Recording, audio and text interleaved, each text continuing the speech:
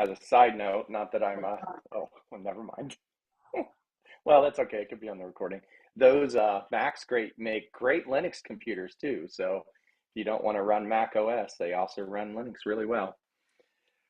So I have the honor of introducing you to somebody that I know very well, myself. Seems to be a good guy. I don't know. Some days he has his moments. We're going to be talking about favorite iOS apps, my favorite iOS apps. It's not a complete list. I have way too many to go through, but these are typically apps that I use on a more regular basis. Most of the apps, let me think about this. All, all but one, two, maybe more. All but two are universal. So even if you do not have an Apple device and you have an Android device, most likely these apps will work on it as well. So the first one I want to talk about is actually how I'm keeping track of these apps. So let me go ahead and share my screen. I'm going to share my iPad screen here.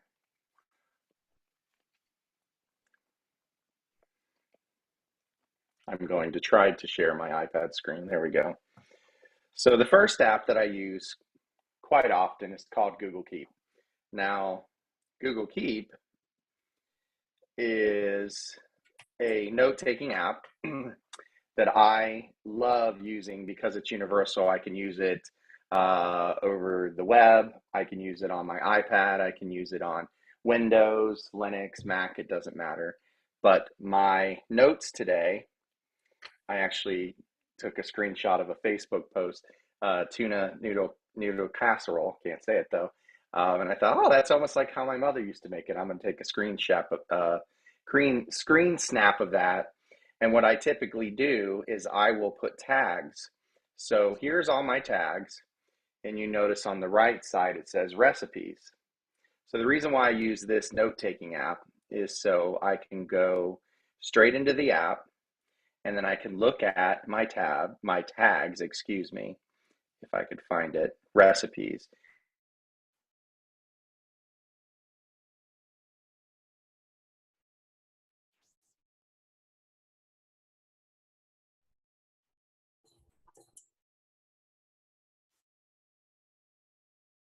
Is everyone else still hearing Ken? Because I lost it. I lost sound and I lost it too.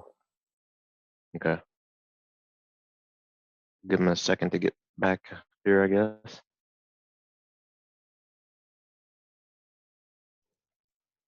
I lost him too. And I was curious, is he Here's all. Apple Peep? I'm not sure what happened. Welcome back. Did I leave and everybody stayed? Yeah, I think so. We lost your audio, is what happened. We lost everything. Are you on Wi-Fi again, Kenneth? Fun. No, Kenneth, it should be on Ethernet, but this is a different computer.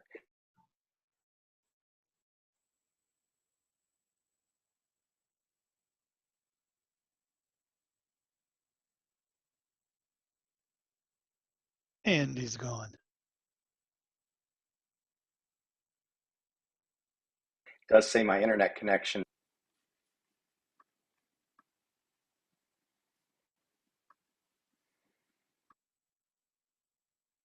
Jim Amore is now host. You're doing the presentation, aren't you, Jim? I don't think so.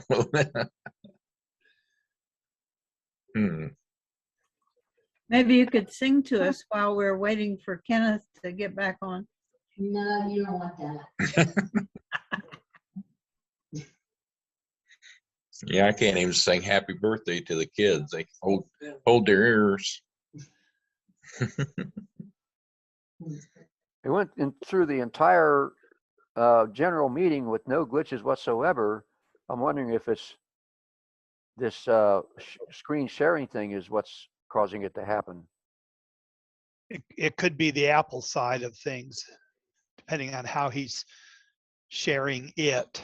Because I don't think he's on an Apple. I think he's connected the Apple to his computer, and then he's trying to share that. Yeah, okay. No, I think he's got Linux running in the background. I don't think that's it.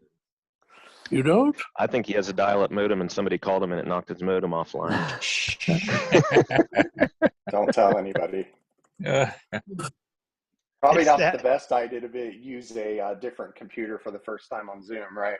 Yeah. yeah. He's using a Canon string. Yes.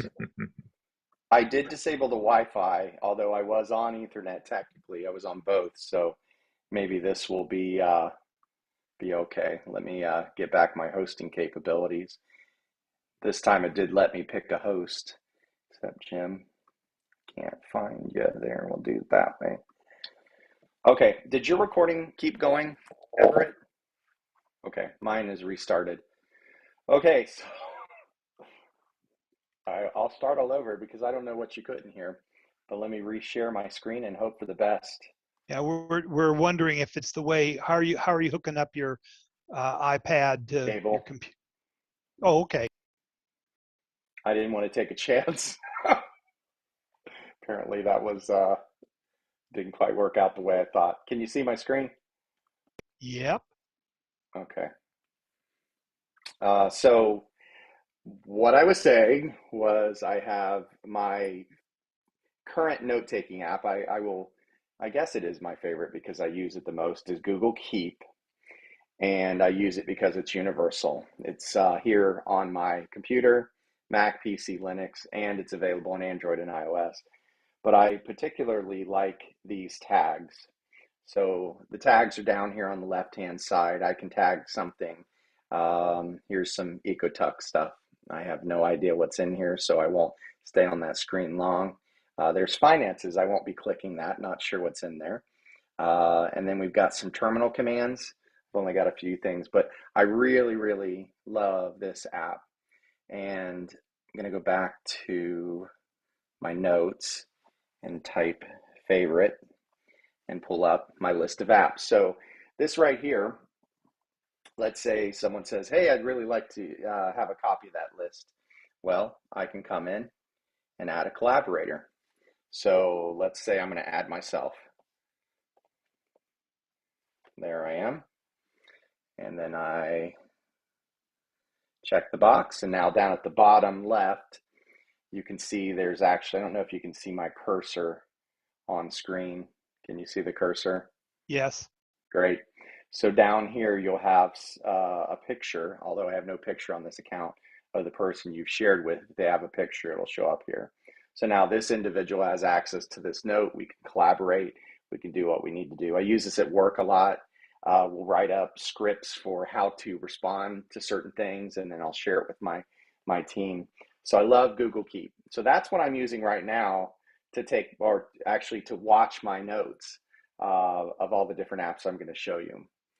But the one I probably use, it's crazy, but I probably use it the most is Bitwarden. I'm sure none of you have ever heard of Bitwarden.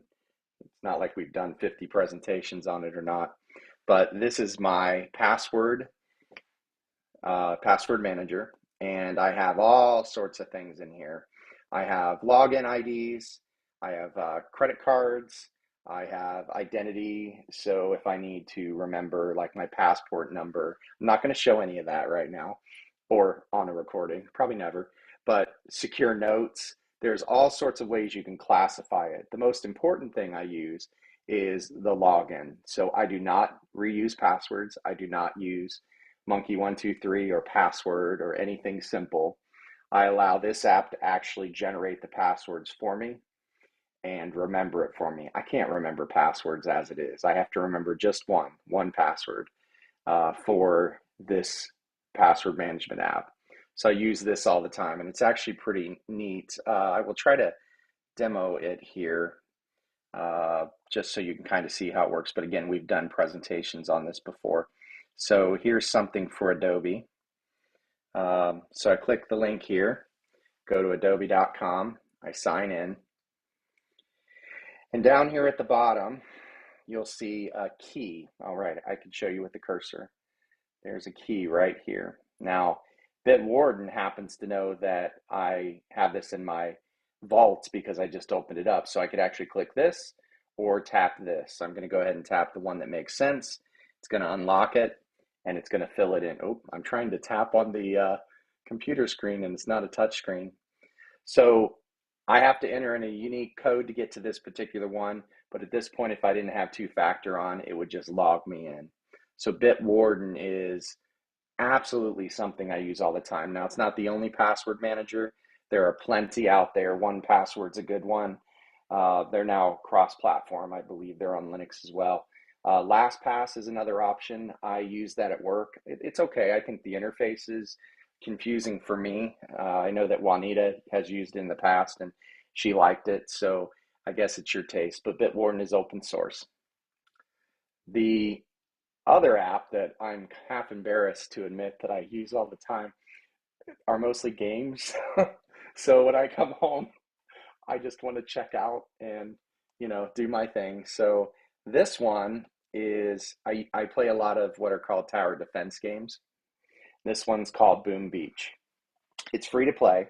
You can pay if you want to, but I like the idea of coming in here and collecting resources like gold, which it was real gold, wood to build things, stone and iron. And then I've got things that are donated. I have daily rewards. I haven't been in here today. That's unusual. I can actually show you everything. So sure, I'll take your free rewards. And then I can, of course, choose what I want. Now I have, in the virtual world, a lot of gold already and a lot of wood. So I'm going to go ahead and select this ice shard instead. But what you do is you come into, this is the arpeggio, this is the battlefield. And you might, hey, there's a party going on. Maybe I'm going to go ahead and join the party. Didn't really do much. But you collect these, there's all sorts of resources that are available, but there's free things off and on. I'm actually just trying to find something I could attack real quick. So here we go. This is a daily challenge. So I come in here, let's get rid of that. And I have up to 7 levels. So I'm going to go ahead and scout it out and see what we got. So I can see if I zoom in over here, here's everything I need to attack. So let's see how this works. And I've got some resources over there as well. So this will be quick. I'm just going to go ahead and attack. Got my troops already laid out. We'll lay them all out over here. And I'm going to kind of let things run their course. So you'll notice this guy right here is freezing my troops. It's shocking them. So we'll just try to take care of that real quick. The goal is to actually destroy this base. So I might want to help out. This is a big gun. These guys do some major damage, although this one's not very powerful. So I'll throw a few troops over there. Yep, already done. Defeated. Tower defense. You break crap and it feels good. It's kind of fun. Then you get rewards for it. There are more challenging levels, like if I actually fought one of these suggested, like this base here, which I'm not going to do now because it'll take a little longer. Actually, this one's not too bad, but you see I've got all these mines and shock mines and things that I have to deal with before I actually attack anything. And you've got this guy right here, this guy, they're all going to shock me. So I gotta concentrate to play this one. I won't do it right now. So it's just a little game called Boom Beach. And I play it pretty much every day because it doesn't take much time and it's fun.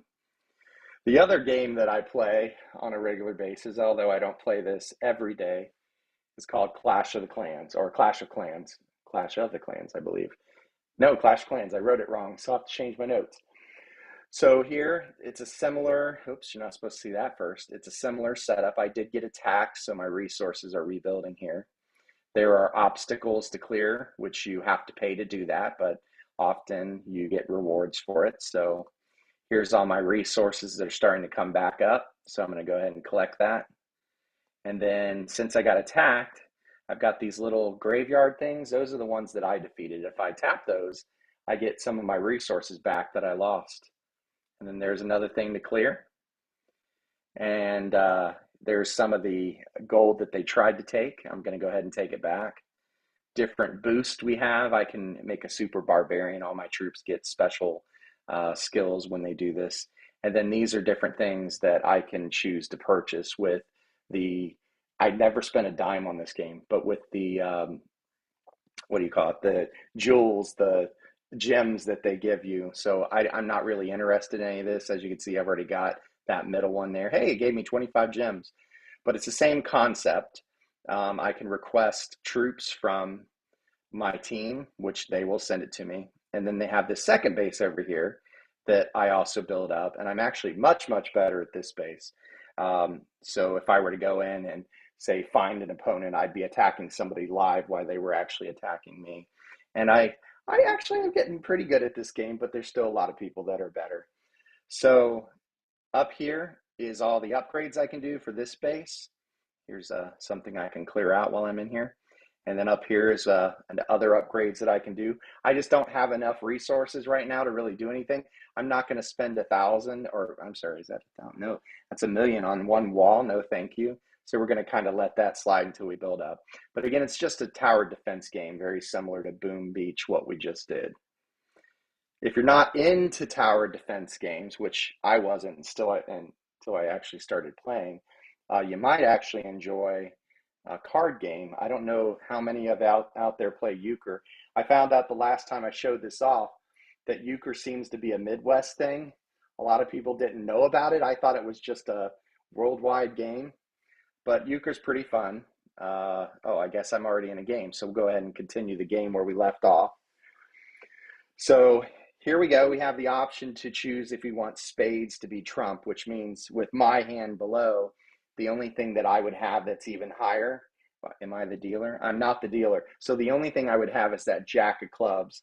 The opposite one with the same color becomes the second highest card. So you're up a jack.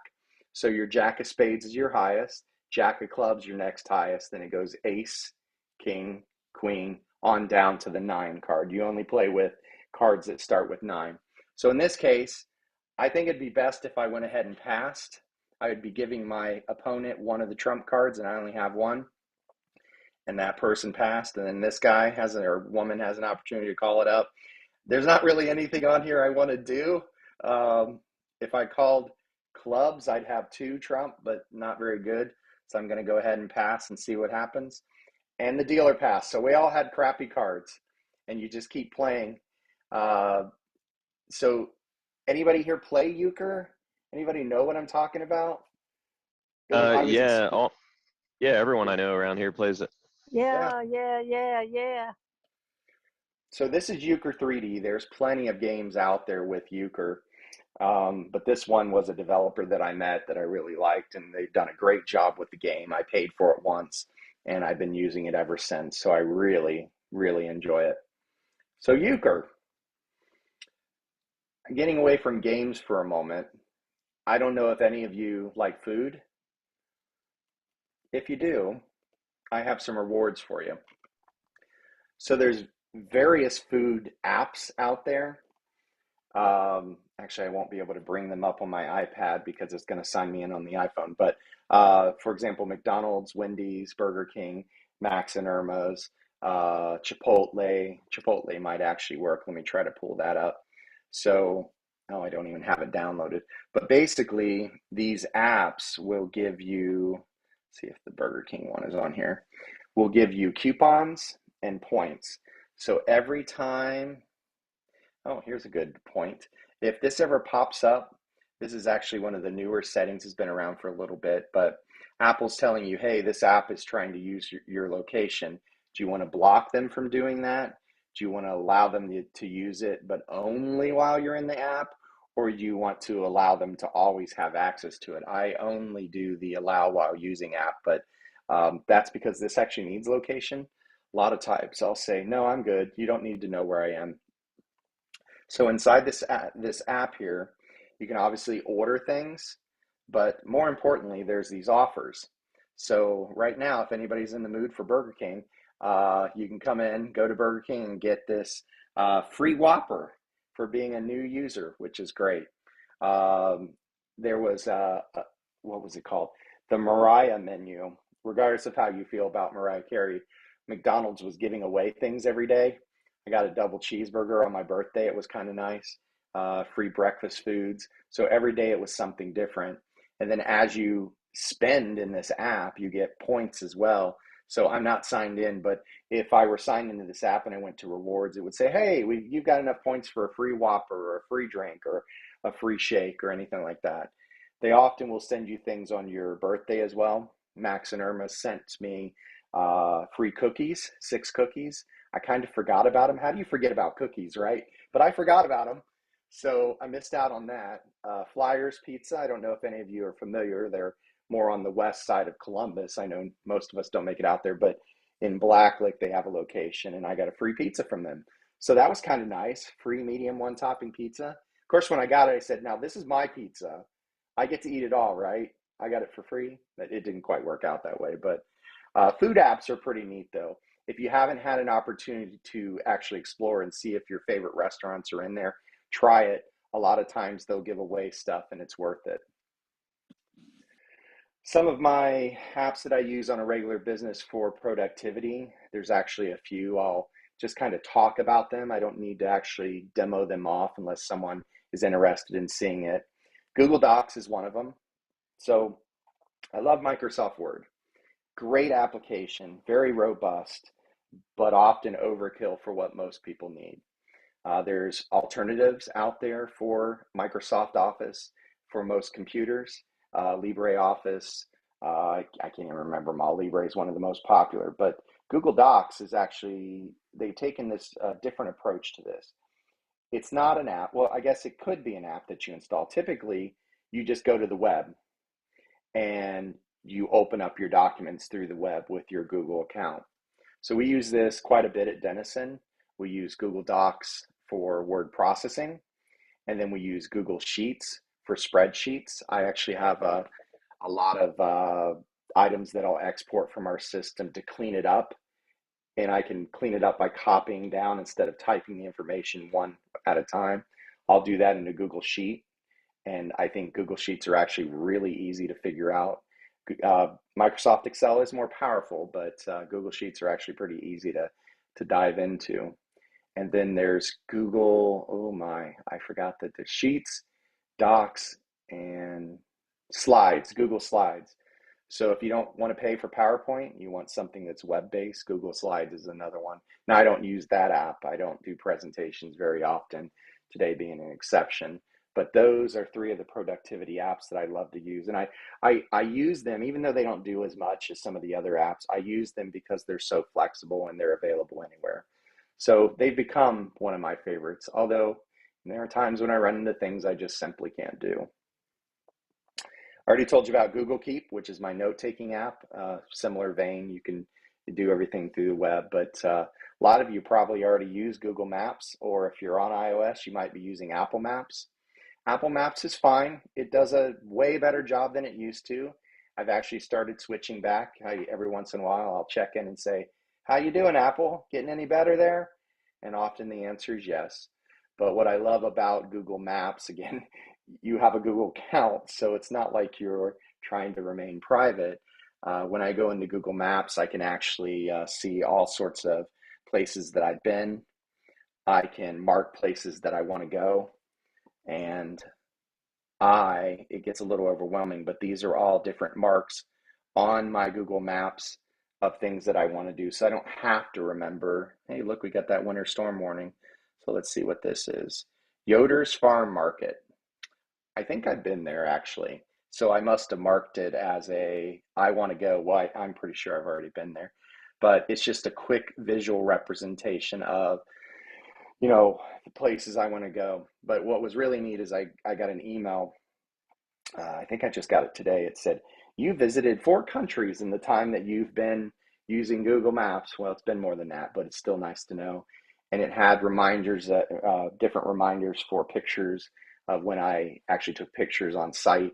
One of which was in Korea, really cool picture. I'll show you. It's in one of the apps I'm going to show off, but there's just so much functionality to Google Maps. I tend to go back to it. And I also find that it tends to be more accurate than some other map apps. I tried to find a place the other day and it didn't exist in Apple Maps, but there it was with Google Maps. So it's become one of my favorite. And again, there's lots of apps out there for it. These are just the things that I use because they work across many different places. The other app that I use that's Google based, and I'm not a Google fanboy, I don't know why I picked so many Google apps, but I guess they just work, right? Is Google News. So I can view, I must have clicked on something earlier. I can view this app from my iPhone, iPad, Android. Yes, I have an Android device from the web anywhere. So you can actually pick things that you're interested in looking at. I haven't done too much with that, but it tends to see what you're kind of reading and offer suggestions to you. No, of course, I'm probably selling my soul to the devil for that information, but I have found it very interesting, including this article here about the Earth's interior. That's definitely something I want to read. But I love Google News. It's a curated list of news from multiple sources. I have tried to use Apple News, and my problem is I run into so many things that I'll go, oh, that looks interesting. You have to pay for it. Oh, that looks interesting. You got to pay for it. And I'm okay with paying for stuff.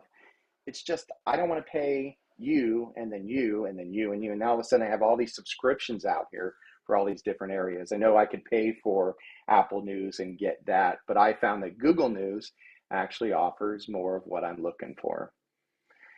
In that same vein, since we're on a roll, I love Google Photos. I don't know if any of you use Google Photos, but I had this open. So here we go. So this is a photo I took, actually someone else took for me the other day. We were, where the heck were we? Somewhere on the north, oh, well, this is Delaware. This is a park. And we let one of the boys off the leash, and you've got the sun in the background, but this was saved from my iPhone. And these photos I can actually share with individuals. So I can, let's say, well, here we go. I've took some pictures of things I have to buy. So we'll do that, and we'll share those with, I don't know, I'll share them with my brother here. So there we go. Send it, and off we go. So I love the sharing ability of it, but it syncs across all my devices. I like it a little better than Apple Photos because it provides a link inside the app, which is nice. So Google Photos is my go-to choice. Now, it used to be you could have unlimited photos for free. That's changed. I'll probably have to find a different solution at some point. Apple Photos is fine. It just didn't provide the functionality that I was used to. So, maybe I'll find something different. In the meantime, it works for me, and I haven't run out of space yet, so I'm good to go. The other app I use that's Google-based, and then that's it, I think, as far as Google. No, there's more on there later, is Google Voice. So Google Voice, I started a long time ago because I didn't want to give out my actual telephone number. I wanted a throwaway number of sorts. So Google provides a relay service to your existing phone. So I signed up for a Google Voice number. It actually allowed me to pick a number, and I did. I picked one that I could easily remember. And I set that up so if you call me at that number, it will ring my real line, and you wouldn't know the difference. I can call from that number. I can receive calls from that number. When I get voicemails on that number, I also get transcripts in email, which is pretty neat. So I actually use Google Voice every single day. Now, I'm trying to, okay, so here's my contacts. Here's my recent calls. Mary Frances, we talked earlier, as you can see. I've got text messages, which is great.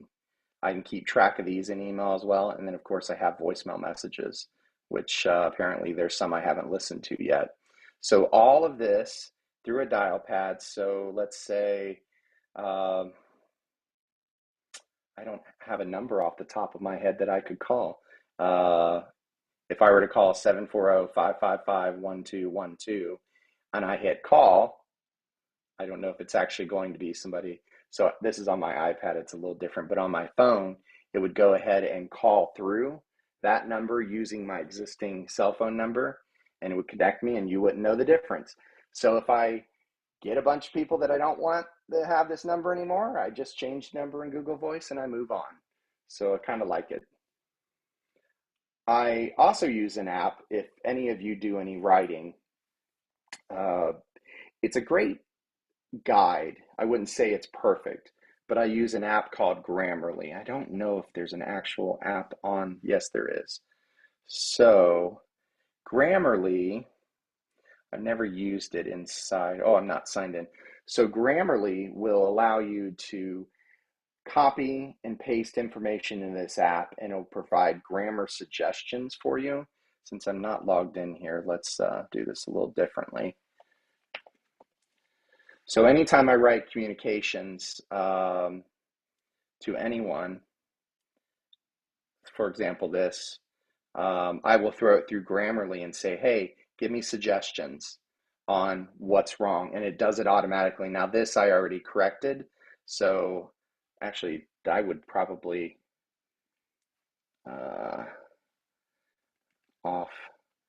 Let's make some problems here. So there we go. It says, what are you trying to say here? You got off phone, and I tap and it says, do you mean the phone? Oh yeah, that's what I meant. So I make a correction. I just actually messed up my score though. So by making something wrong, it made me look like I didn't know what I was doing. But a lot of times this app will help me correct some of those minor grammatical errors that I, have grown accustomed to using all my life, and I'm just relearning. So this is actually an app that I use quite frequently, and I love it. Now, there's a free version of it, and there's a paid version of it. This is one of those apps that I paid for because I like the additional functionality that I get with it. With the free app, it'll say, well, there's a problem, and it's here, but I'm not going to tell you how to fix it. And often I can figure out what it is, but I'm lazy sometimes, and I actually want you to just tell me what's wrong so I can move on with my life. So I let it actually tell me what's wrong, and I think it's a great app. Again, it's not perfect, but it's pretty good. So we're going to shift Quartz here for just a moment into a Microsoft app. So this is Microsoft Translate. It used to be called Bing Translate. The reason why I use this is when I went to China, I spent quite a bit of time in China, I had various apps at my disposal in the US, but unfortunately, they don't all work worldwide. So Google, a lot of their services are blocked. Google Translate's actually a pretty good app.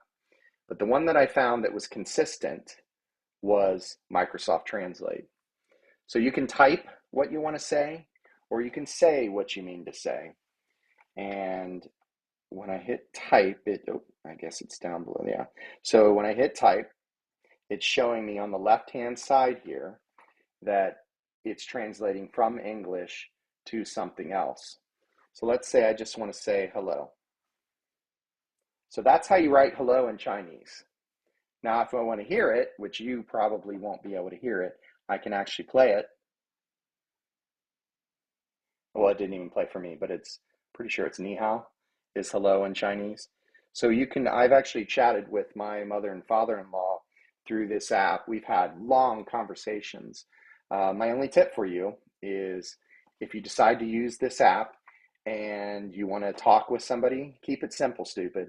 Don't get complicated. Just ask basic questions like, how is your mother-in-law doing today? I heard she had a cold and she wasn't feeling very well, blah, blah. If you get very wordy, it kind of gets confused. So say, still use normal sentences, but it doesn't always translate correctly. So sometimes you have to oversimplify it.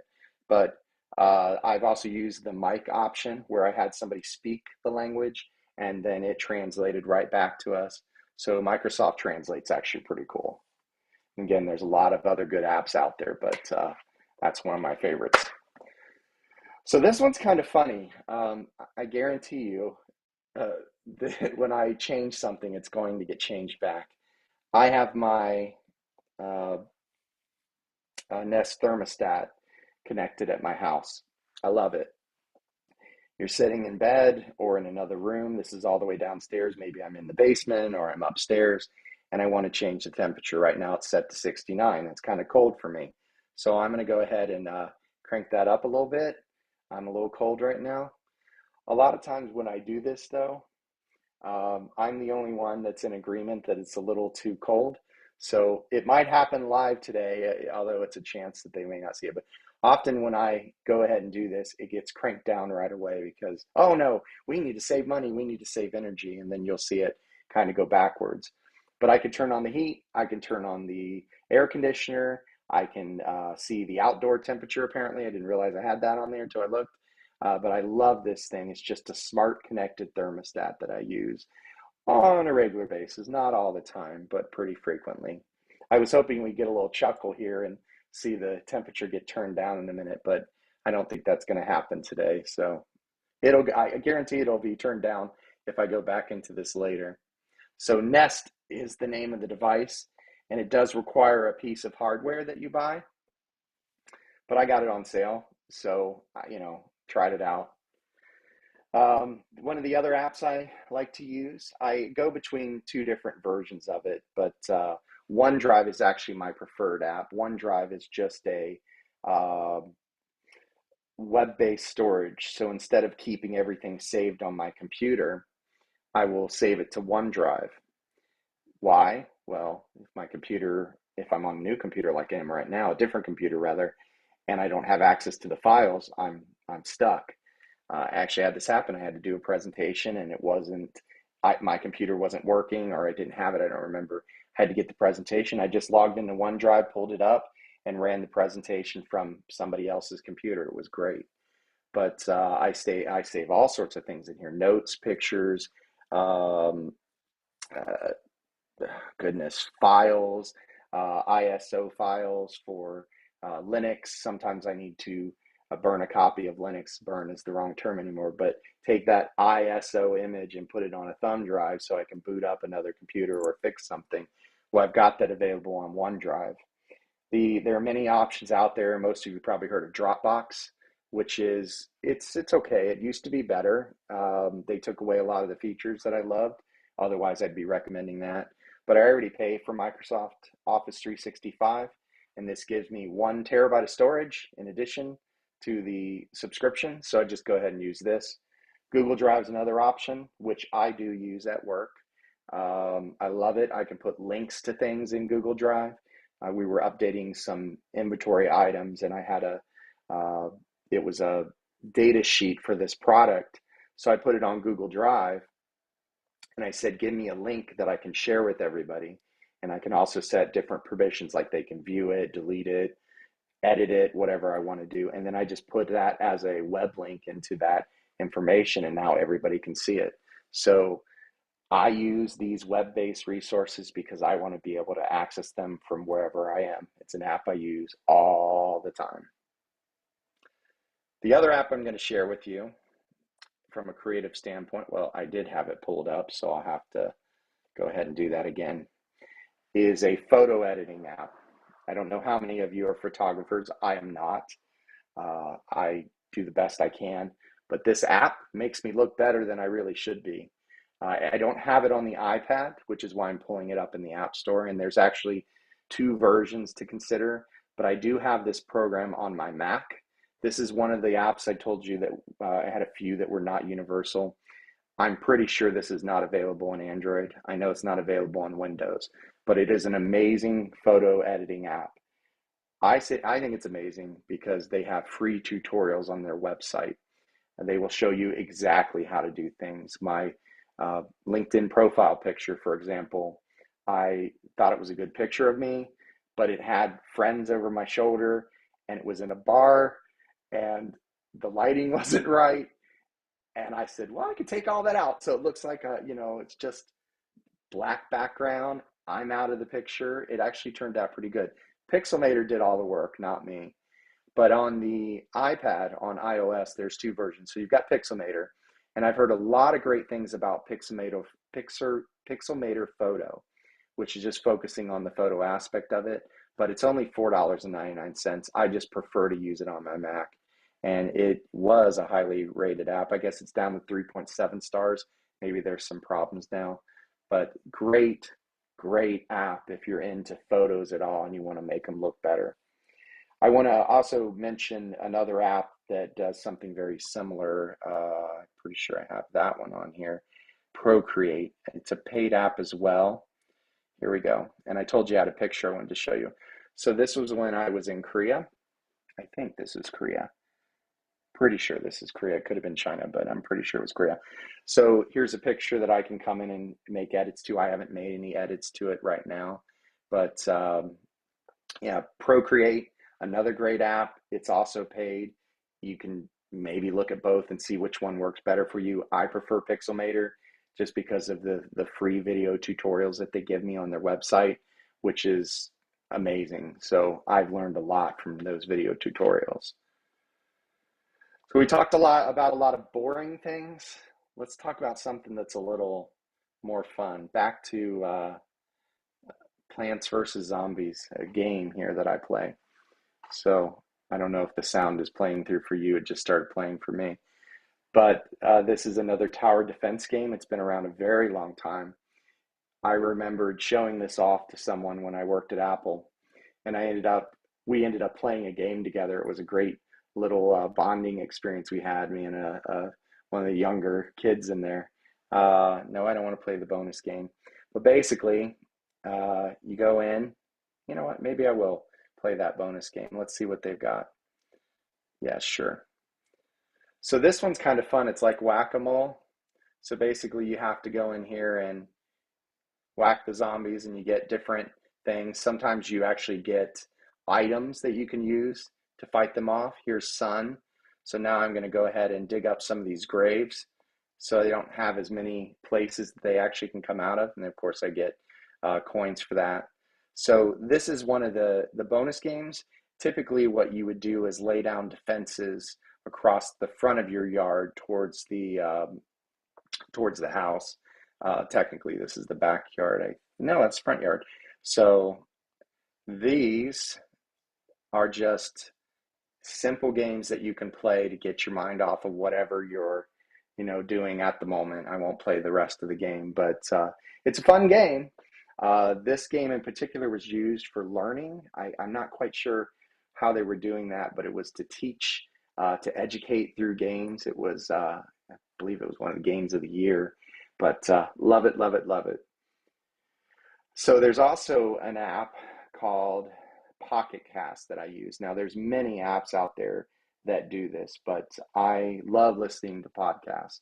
It's how I will learn different things about technology or keep up to date. So Pocket Cast was purchased a few years ago by, I'm forgetting who it was, NPR, someplace like that.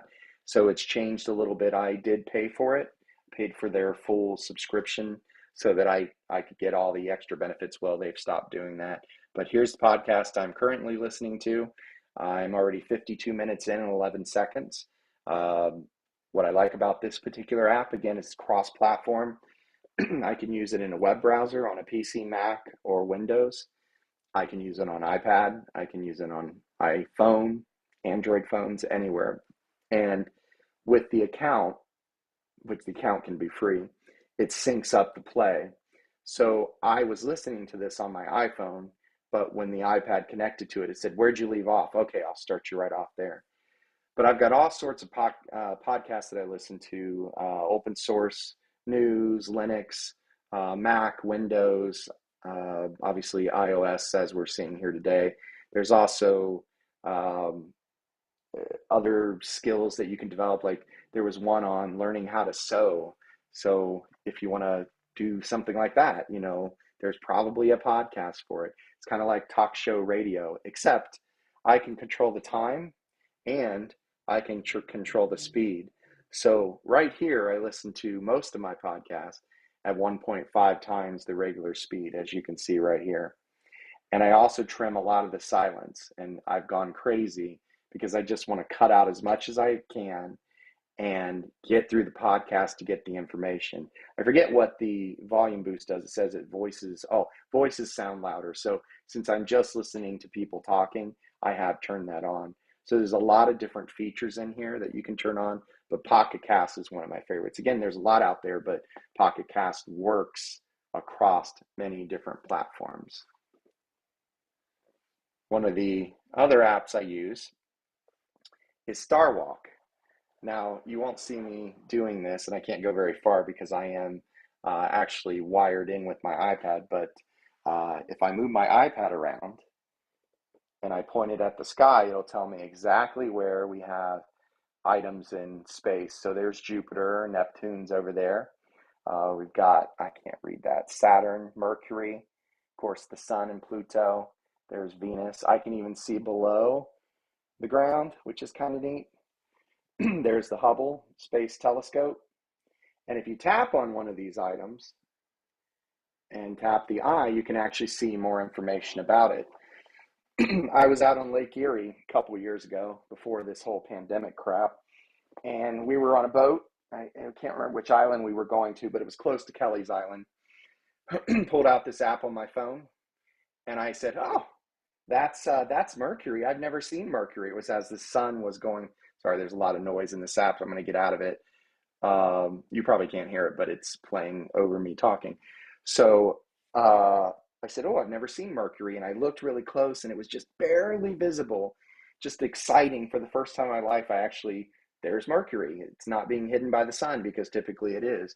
But then myself, my family, and a bunch of people started crowding around me. And we just went up the sky looking at different stars or planets and pointing out what they were. It was a really, really neat experience to share with others, and just to learn a little bit about what was going on in the sky above us. So that was pretty neat.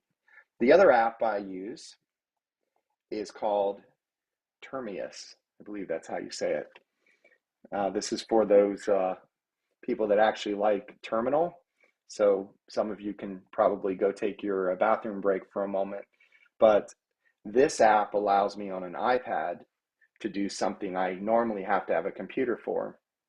If I wanted to connect to one of the servers for work, or one that I have here at home, I typically would go to my Mac or PC and get into a command line, or with Linux, and it would look something like this.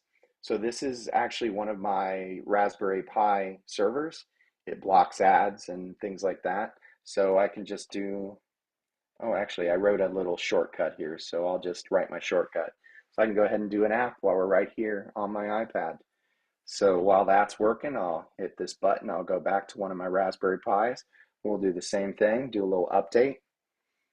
So it's a I don't think you could do Windows side by side. I believe the program's called Tmux that does that, but at least I can click this button and go back and forth between the active apps. That was pretty quick. So there wasn't much to do on there. But Termius, I believe, is how you say it. I use this quite a bit. Instead of pulling out my computer or running upstairs to my office, I'll just open this up, do what I need to do, and move on with my life. It's pretty neat. Another app I use, and that's still running in the background, don't worry, I didn't close out of the session. Another app I use when I'm out and about, I haven't used it in a while, but if you do use open Wi-Fi hotspots, you're at the library, you're at McDonald's, or anywhere where they're offering free Wi-Fi, you are trusting what you're connecting to, and it may not actually be McDonald's or the library.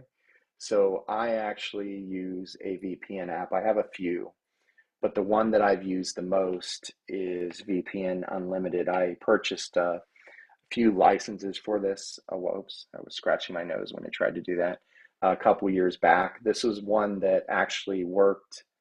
I guess I have to sign in. So this is one that worked in China, which is hard to do. Yeah, I'll have to do this later. When you're in China, VPN is actually blocked. A lot of services are blocked. I couldn't get American news sources. I couldn't get a lot of things. Couldn't get my email even. So I had to use a VPN so I could still function. And VPN Unlimited really did a good job. You can get free VPNs. They're not really free. You're giving up something. They track what you're doing. This one I pay for. So if you're going to connect to any public Wi-Fi network, I'd suggest using a VPN, and it can be as easy as just buying one and using that, or even trying one of the free ones. Firefox has one. Mozilla, pardon me, has actually a VPN solution now. I haven't tried, but use something. If you're going to connect to anything public, please protect yourselves. Remember, if you're connecting to check your bank account, well, anybody who's on that network very easily, as we've shown in our Linux meetings that I haven't been to in a while, but I remember John pulled up a scan and said, oh, there's somebody's computer is scanning for this Wi-Fi network. And I said, that's my Wi-Fi network. Well, crap. So VPN actually helps to protect from some of those things. So get whatever app you want, but I really like VPN Unlimited. I don't know if any of you use, I've only got a few more apps left. I don't know if any of you use cameras around your house or outside your house. I have a few solutions that I've tried. One is the Ring Video Doorbell, which is an okay product. I think it was better when it first came out, but I've had, a few mishaps here and there where it missed stuff. But I'll tell you, I've really had good luck, and David will actually tell you he loves these products. I've really had good luck with Wyze, and I actually have a widget on my iPad screen here. If you look right here, these are all my setups for my Wyze cameras. WYZE is how they spell it. So if I just tap this button, it takes me right into the front view of my house. And I can scroll. I won't show you the last room is actually inside my house, but these are right outside. This is actually right outside my window here of where I am now. So I can tap that. And here's a live feed of what's in front of me. If I go to view playback, I can go backwards in time. Here was it's syncing up here.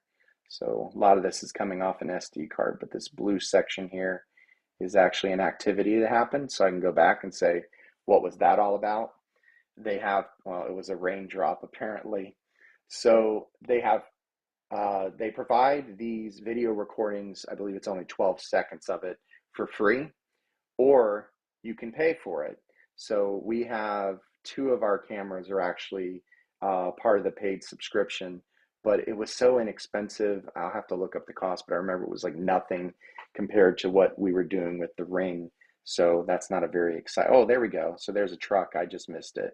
So the first part of that wasn't exciting, but then a truck drove by. So, this is just a way to keep an eye on what's going on around your house. When we were traveling, it was very handy. I could see if something was actually wrong, or if I needed to call somebody. I was across the world and I couldn't get there.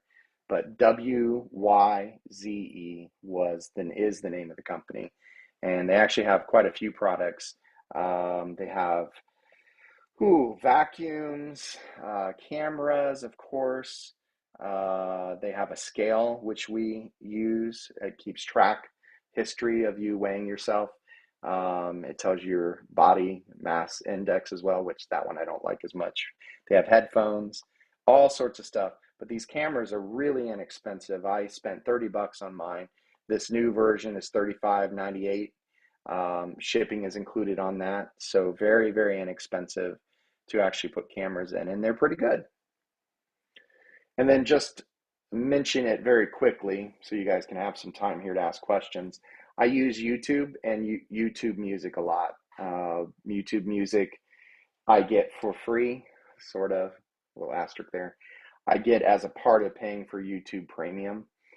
YouTube is what I'm using to actually learn things. Sometimes there's some entertainment involved there, but okay, here's a great one. So I'm not going to play it because there'll probably be some strike against us for doing that. But this second video here, I'm definitely interested in astronomy, so I want to watch that. But this is where I can learn all sorts of stuff, all sorts of things. YouTube is great for that. YouTube Music just happens to be a part of the subscription. So instead of paying for another music service, we just use what we get. So I'm going to stop sharing my screen here. And I see there's a chat. Oh, that's from Juanita. Will do, Juanita. Do you guys have any questions? I didn't stop for a drink, so now I have an opportunity to wet my whistle. Don't forget to unmute.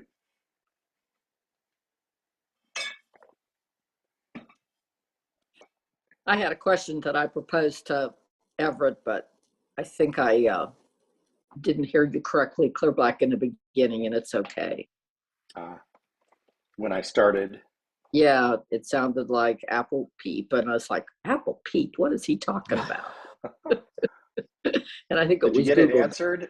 I think it was Google Docs that you were talking about. Oh, Google Keep. Yes. Okay. There we go. Google Keep. Oh, Google Keep. Okay. Mhm. Yep. Well, I didn't lose everybody, so apparently it wasn't that boring. I know I went quickly because You did. know we And didn't I've have a heard lot it of time. before. Yeah, that's right. You have. I've added some stuff, took some stuff away, but it's pretty much the same. Yeah. No questions. I did that good or that bad of a job. Oh boy. Yeah, or the other, right? Nobody cares, or everybody's sleeping.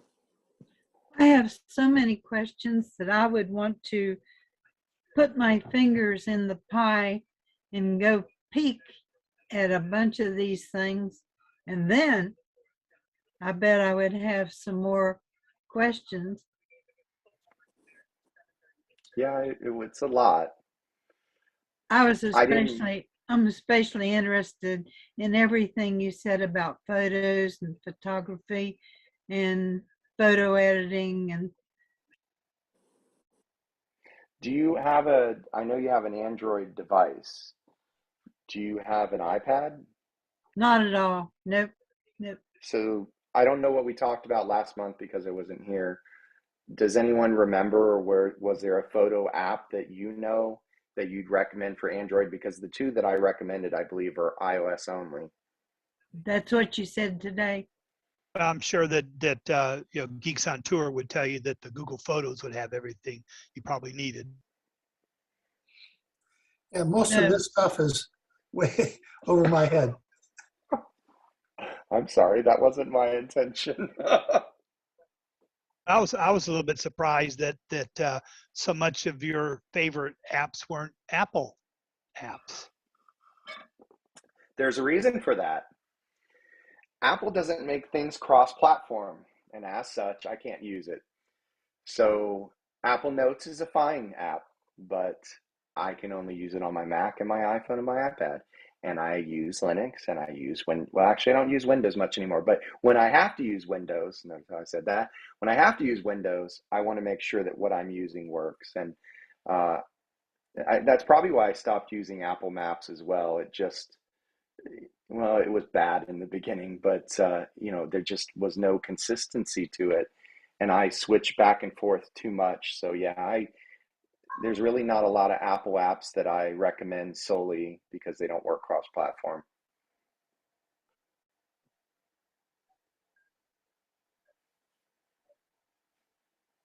Don't forget to unmute. Kenneth, do you know if Bitwarden allows for imports? Yes, they do. From numerous sources too. So if you have your passwords in a spreadsheet, I think you have to save it as a CSV. I might be mistaken, but you can do it from a spreadsheet or LastPass or 1Password, a lot of different password apps. The flip side to that is if it doesn't support the app you're moving from, a lot of times the app you're on will allow you to export into a format that it actually can understand. But I had some issues. I don't know if anybody else has tried this. Well, Juanita, you were working on that. You were moving from LastPass to Bitwarden, if I'm not mistaken. I had a few oddball things that showed up that I had to get rid of or merge into one, but it was pretty good overall. And it was from 1Password to Bitwarden. I did. And finally, before I left to come here, I got everything that I felt was important from LastPass over to Bitwarden. And I've even cleaned it up a little bit since I've been here, and I'm still happy with it. You know, and I don't have a whole lot, maybe 50, 75 passwords compared to some people who may have 2,000. I have to thank John actually for Bitwarden. He brought it up, mentioned it to me, and for years I was struggling finding something that worked well. So thank you, John. It's been, again, one of the best apps I've ever been exposed to. So thank you very much. You know, and I even tell people that I use it now more as my bookmark program too, than using my bookmark program and LastPass, because Bitwarden, because you just go to Bitwarden and hit that link and it takes you right to the website and then fills it in. So it's kind of like a 2-in-1 program for me. Yeah, I think they included an authenticator in it as well, but I still use Authy for that, the two-factor part. I don't want all my eggs in one basket. I don't think that's a good idea. I'm sure it's fine, but I'd rather have it separate. Hey, Ken, I Yes. had a question about your Wise Cam. Mhm. What happens when it gets dark Great outside? question. So the older cams that I have do have infrared, and it's okay. I turn it off because it's in my window here and it reflects off the window. They're not outdoor cameras back then. They now have that version 3, which I think it's an outdoor camera. But David, you have one of the newer cameras, don't you? Yeah, I've got a couple version 3s, and the low light capability is incredible. I mean, you can look out the window, you just see darkness. You look at the feed from the camera, and there's the detail. Good. Yeah, they're really good. When they started off, they were using I don't know if the correct term is ODM or OEM, but they were using a pre-built package with their own software and their own, their own software really, because all the internals are the same. And I've just witnessed this company go from we're not sure if they're going to survive to, holy crap, they're making a watch now. They're making headphones. I mean, where are they going to stop? The Wise Outdoor Cam, I guess it is different here. I'll put a link in chat if I can find chat. There we go. That's the one I would get because the IR camera reflects off the window if it's indoor, and the other ones really are not meant to be outside. So there's a link to that. They might even have an example what David was talking about. Yeah, I think they do here. I'll share my screen. Nope, that's the old one. Yeah, look on their website, wyze.com. I know I've seen an example of it somewhere, and maybe I'm thinking about the Wise Cam 3. David said that's the one he has, so that might be the one with the better outdoor. Yeah, here it is. Okay, I'll share my screen real quick. Hold on. This does look pretty good. So Wise Cam 3, can you guys see my screen okay? Yep. So this is what mine looks like. This is what the version 3, this is the same location. Night and day difference. Haha, pun fully intended. Barely any light. It just does an incredible job of actually showing off what's going on.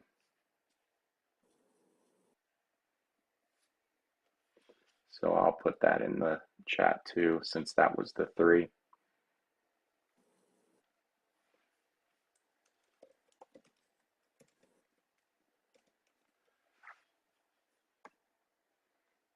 Okay. Any other questions? Any confusion I can clear up since I went fast?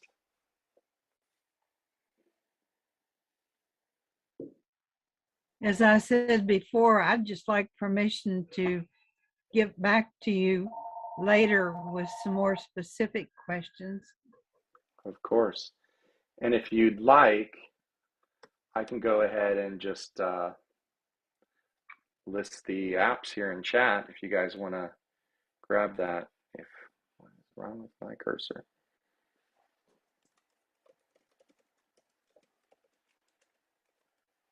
So there's a big long list of all the things I talked about. Feel free to copy, paste, or save your chat. I know it's much more impactful when you actually have time to play with these apps yourself. Just keep in mind that a few of those, Pixelmator, Procreate, and I think there's another one. I can't remember which one it is, but a couple of them are only for iOS. Those may actually be the only ones. Shall we check in with Nest and see if the temperature's been turned down? While I wait for other questions.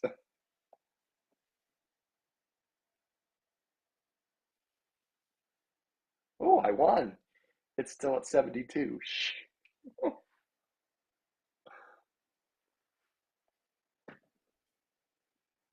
Did you learn anything? Good. Some nods. Absolutely. Yes, yes. Uh-oh. Has it started already? I'll look at my Wise Cam. I could look right there, but I'm just going to look at the camera. I thought that was coming in later today, so it's already started. Supposed to be less than an inch during the daytime. So tomorrow will be the problem. There's a wet, misty rain coming on our front porch. Well, I'm going to go ahead and stop the recording, but that doesn't mean you can stop asking questions. Although it appears that I'm not recording. So, yeah, sorry about that. Oh, I hope hope this thing works. Okay, I guess I'll stop it then. You ready to stop? Yes.